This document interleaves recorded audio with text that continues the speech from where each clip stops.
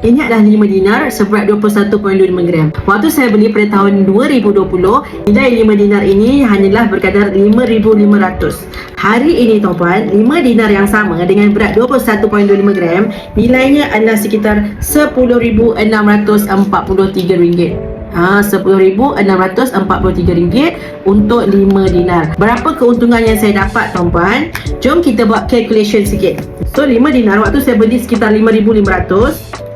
Hari ini nilai dia RM10,643 tolak dengan 5,500. Keuntungan 5,143 bahagi dengan 5,500 darab dengan 100. Makna kata saya dah untung 93.5% dalam tempoh 5 tahun. Bermaksud bagi setahun saya dah untung purata sekitar 18.7% secara purata untuk setahun. Nampak tak tuan-puan, apa yang saya buat dengan emas 5 dinar ni? Saya tak buat apa-apa, saya cuma simpan dan peram saja emas 5 dinar saya. Dulu dia datang dalam bentuk casing begini.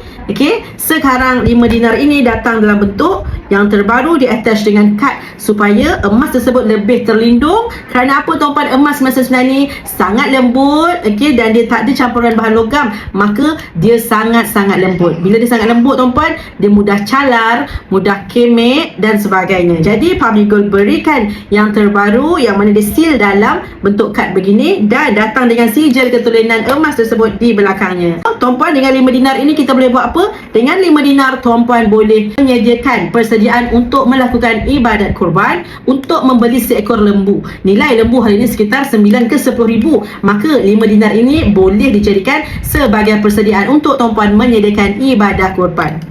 Jadi bagi tuan-tuan dan puan-puan yang nak memiliki kepingan 5 dinar begini, boleh klik link di bio Safia Sophian. Saya bantu sebaiknya.